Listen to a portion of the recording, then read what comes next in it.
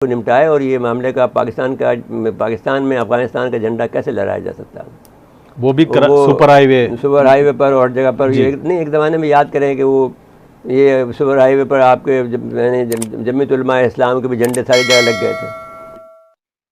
अगर आपको याद हो कि अमेरिकी सरकार ने एक कानून बनाया था और वो उस कानून का नाम था countering America's adversaries through sanctions act, CAATSA इसे बोलते थे। तरमीम जो कि अमरीकी ऐवान नुमाइंदगान द हाउस ऑफ रिप्रेजेंटेटिव्स में रोहित खन्ना नामी भारतीय नैयाद अमरीकी पॉलिटिशियन कांग्रेसमैन की जानिब से पेश की गई, ये पास कर ली गई और एक तरीके से इस अमेंडमेंट के ज़रिए अमरीका ने भारत के सामने घुटने टेक दिए हैं। तो चलिए, जमीयत उलमा इस्लाम तो हमारे मुल्क की जमात है, ठीक है, लेकिन भाई कब्जा तो हो गया था ना किस्म का, लेकिन उसी इन्हीं होटल पे हुआ था ना जिन होटल पे झगड़ा हो रहा है। जी जी, लेकिन अब मसला ये हो रहा है कि इसका मतलब है अलासिफ स्क्वायर में क्या था, सारी पहले से था ये बात, आज से नहीं है। वहाँ पे दाइश का कोई ना कोई मसला है। आपसे बता रहा हूँ 1992 से 1988 से ये लड़ाई वहाँ अलासिफ में चल रही है। उस वक्त जब हमने कहा था तो जरगे का नाम कह दिया था, तो उस वक्त भी हमारी लड़ाई हो गई थी। ये जो लड़का जहांगीर जो है, जो इसका दादा था जी, उससे लड़ाई हो गई थी। उस ज़माने में वहाँ का काउंसलर था, उससे नाराज़गी हो गई थी। हमने कहा जरगा इधर क्या इधर चलेगा, जरगा कहता जरगा करो। हमने जरगा क्यों करें, मैं तो मुल्क मौजूद है जी, मुल्क का कानून है। तो खैर अब वो हमें नहीं पता था कि जरगा इतनी अहमियत चीज़ है, तो वो जरगा बहरहाल कर लेना चाहिए था। तो उसमें बचाते हैं, अपने लोगों को बचाते हैं, ये एक तरीका बात नहीं है। बहरहाल जरगा इनका तरीका कार होता है, वो कर लें ताकि जिस तरह भी मसला निमटा दें।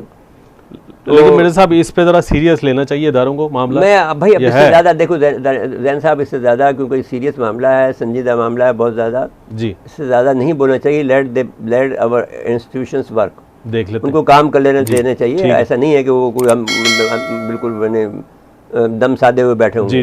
दे are working very hard and they will do it in the best interest of Pakistan. ठीक है, और ये ठीक कर देंगे। ये मामला किस तरीके से पाकिस्तान के मौजूदा हुक्मरानों के चेहरे पर, उनके मुंह पर एक जन्नाटेदार थप्पड़ है, और किस तरीके से साबिक वज़ीर-ए-आज़म इमरान खान साहब की एक और पेशगोई पूरी हुई है। पहले पेशगोई सुनते हैं। इमरान खान साहब जो हैं, आपको याद होगा कि जब वो गुफ्तगू करते थे अपनी मुख्तलिफ तकारीर में, आपने सुना होगा कि वो कहते थे कि इंडिया को मेरे से बेहतर कोई नहीं जानता, यूरोप को मेरे से बेहतर कोई नहीं जानता, मगरिब को मेरे से बेहतर कोई नहीं जानता, अमेरिका को मेरे से बेहतर कोई नहीं जानता। और जब वो ये बात कहते थे उसके ऊपर बहुत सारे लोग मीम्स बनाते थे, उनका मजाक भी उड़ाते थे। जो ख़ास तौर पर जो उनके अपोजिशन में मौजूद पॉलिटिशियंस थे, वो ये कहते थे कि इमरान खान साहब जो हैं वो किस किस्म की गुफ्तगू करते हैं। मैं आपको बताता हूँ कि उन्होंने पेशगोई क्या की थी। ये कह करके अमेरिका को मुझसे बेहतर कोई नहीं जानता, उस पर रिएक्शन क्या था।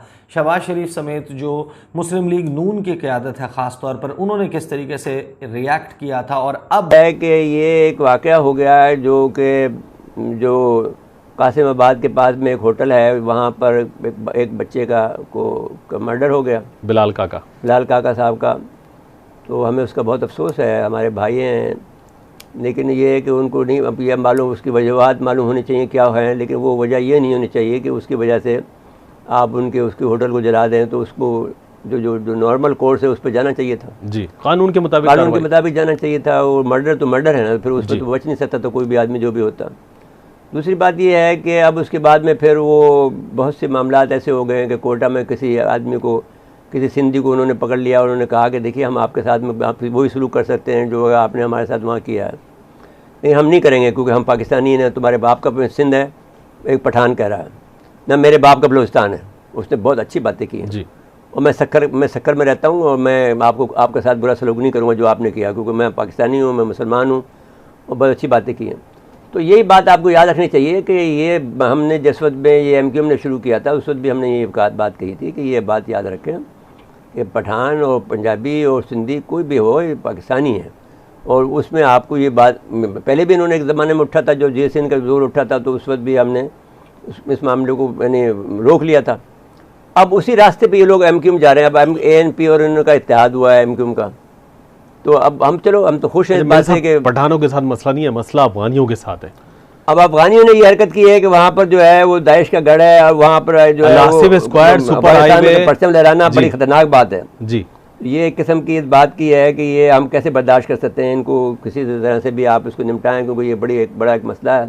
अब तक कोई बड़ी आपको इसमें हम आपके अपने इदारों से कहेंगे, जो हमारे ख़ुसूसन DG रेंजर साहब हैं मोहतरम, कि इसको बहुत हिकमत अमली की ज़रूरत है आपको, और बहुत ही दानिशमंदी के साथ में इस मामले को सही हिसाब से भी कहेंगे, जो कि हम लेफ्टिनेंट जनरल साहब हैं कोर कमांडर की, बड़ी दानिशमंदी की ज़रूरत है इसमें, और इसमें बड़ी रैकी की ज़रूरत है, और बहुत ज़्यादा बड़ी समझदारी की ज़रूरत है जी।